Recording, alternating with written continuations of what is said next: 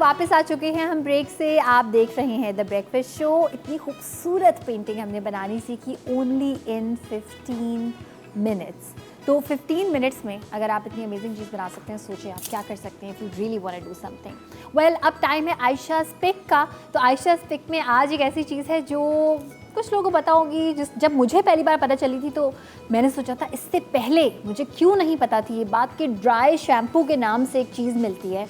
कभी ऐसा दिन होता है जब आप कहते हैं कि मैं बाल नहीं धोना चाहती, बिकॉज़ आपको पता है कि लड़कों के लिए बाल धो के घर से बाहर निकलना आसान काम है, लेकिन लड़कियों को सोचना पड़ता है इस दिन बाल धोएंगे, फिर ड्राई होंगे, फिर ब्लो ड्राई होगा या स्ट्रेट होंगे या कर्ल होंगे, फिर इतने दिन मैं उन बालों को चलाऊँगी। सर्दियाँ हैं तो ज़्यादा दिन, गर्मियाँ हैं तो कम दिन, मगर एक पूरी सिचुएशन चल रही होती है माइंड में। सो उस सिचुएशन को हैंडल करने के लिए somebody told me about this dry shampoo. होता क्या है कि अगर आपके स्कैल्प में ऑयल आ गया है और बाल वैसे बिल्कुल सही हैं, अच्छा सा ब्लो ड्राई हुआ है या स्ट्रेट हुए हैं, जैसे भी आपको चाहिए वैसे आपके बाल हैं, तो इसको आप इस तरह से स्प्रे का इस्तेमाल करते हैं इस तरह से, और इस स्प्रे को आप बेसिकली स्कैल्प की तरफ करके थोड़ा सा बालों को उठाकर इसको स्प्रे कर देते हैं।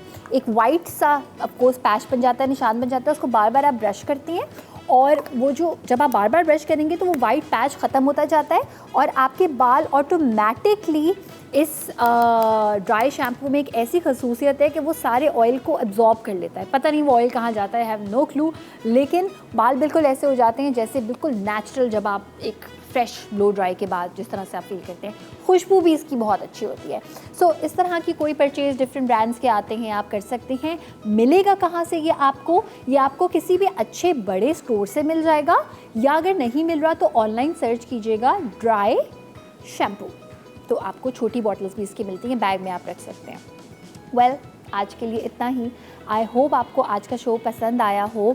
एंड डाउन सिंड्रोम पे जो हमने बात की उसके हिसाब से मैं एक बात कहना चाहती हूँ जो हमारे गेस्ट ने भी कही थी कि कोई अगर आपसे मुख्तलिफ है, इसका मतलब ये नहीं है कि बुरा मुख्तलिफ है। मुख्तलिफ तो कुछ भी हो सकता है, अच्छा हो सकता है, न्यूट्रल हो सकता है।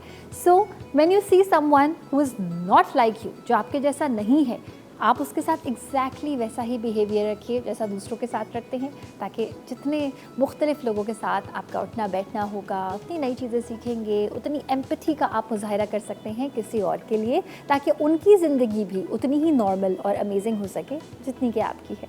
इंशाल्लाह अब मुलाकात होगी आपसे एक नए दिन बहुत सारी इन्फॉर्मेशन के साथ, बहुत सारी बातों के साथ।